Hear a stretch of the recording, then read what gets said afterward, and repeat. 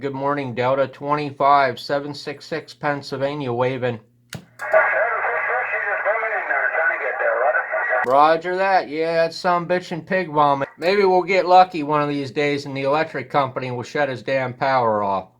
Have a great day there. 766 up here in the chili bulb. Pig vomit doesn't know when to stop, like one of these days. Alright, like Pirate Radio just said, day after cotton picking day. What a masterpiece. This is the video number 3 of the ddsvfo trial install. Today we're going to do the clarifier. That's pretty easy for a Friday. What can possibly go wrong? So I put a 5-volt regulator board in here. I already attached the VCC wire, the power wire, which I'm assuming is 5 volts, up to the display. But what I'm going to do is cut this wire off and put this on the 5-volt regulator that I made. Supposedly this is supposed to have a 5-volt regulator on the board.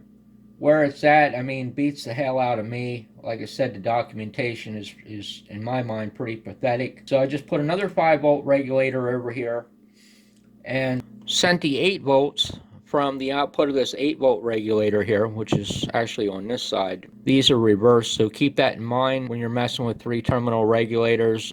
In, ground, out doesn't always apply. When you get to these smaller regulators, it's reversed. Out, ground, in.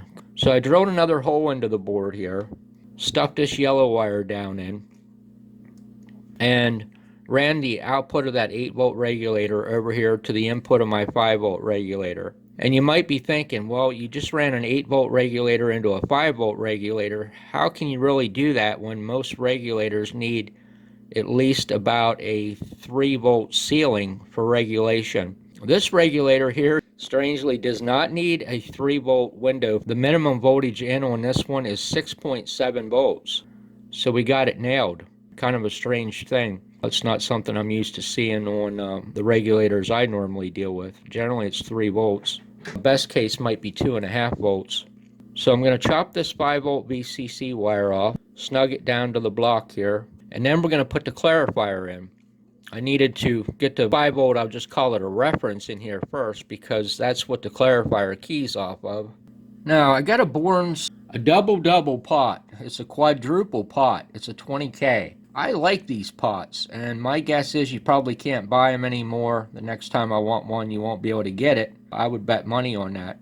But this is actually 2 dual pots sandwiched and stacked together. So we got 1 pot here, 3 leads back here, 3 leads there, and 3 leads there.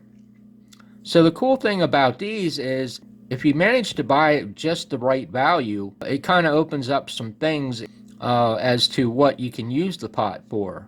Because you can tie some of these pins together, you can put these pots in parallel and have half the resistance and still have a completely dual pot. Kind of a miracle pot. Probably the best thing about them is they have a center detent. A center detent is something that's really hard to find these days. On the center, your clarifier should be on center. And it's nice because you can just center the clarifier up there on the detent and then adjust the voltage accordingly to make the center of the pot the center frequency that you want by adjusting the voltage to the pot or putting resistors on the top and the bottom of the pot to limit the swing on the pot. So you can really kind of dial them in exactly if you're kind of like a fanatic nut like I am. When that sumbitch is on center, it better be on frequency. It's got to be right on the money. Whether or not that'll happen with this, I have no idea. What we'll do is tie these 2 together, the center 2 together, and those 2 together there by tacking these wires on them. I tend to wire beforehand.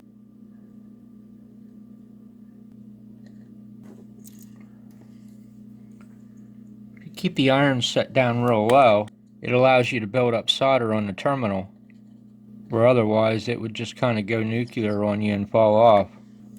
Plus it helps you from unsoldering the one that's holding the thing there, that's actually sticking it in place. There, I got it.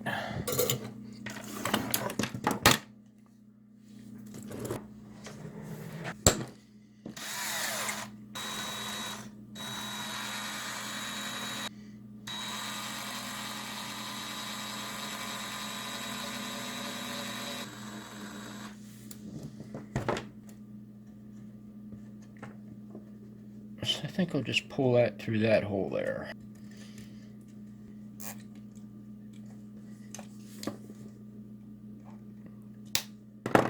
I drilled another hole in here for a ground beside this white one that you really can't see. Actually, I drilled two more holes in there because it appeared to be that we were lacking on grounds.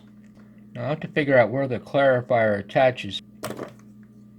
BCL, PTT, and CCL.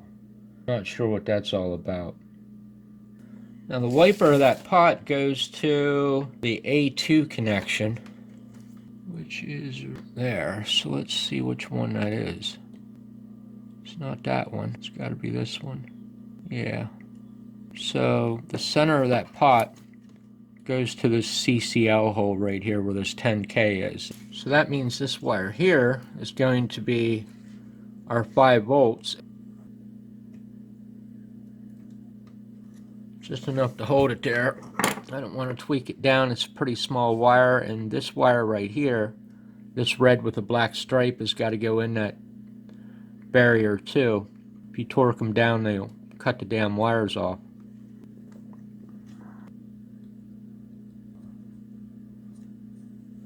And I don't think there's a ground on this side of the board. I wish there were some grounds over there, but I don't think there is.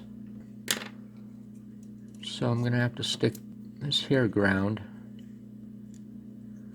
down in one of the holes I drilled over here on this side.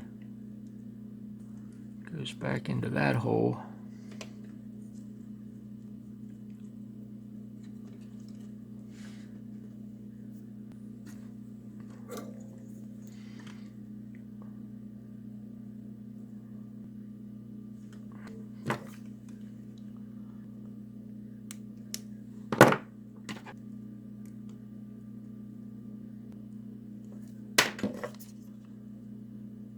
Now we're going to cut this BCC loose there.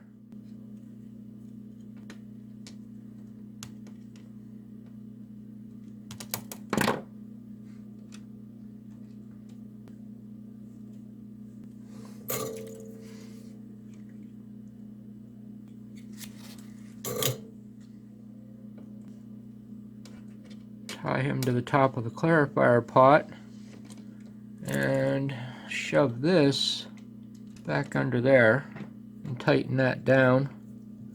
And this point right here will connect to the oscillator board to power the oscillator board as well. I'm not a big fan of these strips at all. It helps when you hit the hole, but when the thing's facing upside down, that sumbitch just don't want to go in there.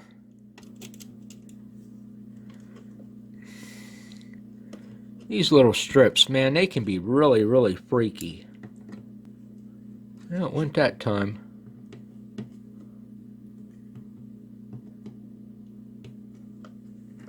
So this little oscillator board here that we're going to stick in the PLL slot at some time, that we're going to mount over by the PLL location.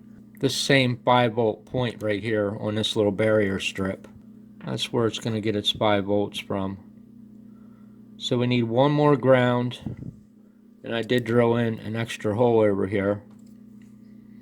And then this SCL and SDA, if I didn't transpose the letters there and get it backwards, this gray and this brown will come over here and parallel up with the gray and the brown on there. They'll go in the slots right beside the gray and brown. Somewhere back at about the 6.5 minute mark, I made a bonehead mistake. This kind of greenish grayish bluish was in the wrong place. I had this connected over to the 5 volts here. This is actually the center of the clarifier pot. This pink is the top of the clarifier pot. That's the one that goes to the 5 volt connection here. I had the pink over here and the blue over here. So the next videos coming up are going to be the real tough videos that'll either make or break this whole thing. And the reason for that is the only information I have, as poor as it is for an install on the Cobra 148 GTL. Unfortunately, the pictures are black and white and they're pretty poor, so I don't know what's going to happen there. This is the part where we need to start eliminating things inside the radio and getting the oscillator board over here and finding the RF connection point. Some of these components are supposed to stay in order to leave the VCO in, so I have to transpose between the schematic for a 142 and the schematic for a 148, and of course all the component numbers are different, so there's going to be a crazy amount of time in that figuring what needs to come out. The 1024 oscillator here will come out. This resistor network will come out probably at jumper at the PLL. A couple things in here are probably going to come out. So we got a little bit done. Hey, I appreciate you taking the time to watch my video. Take care and have a great day.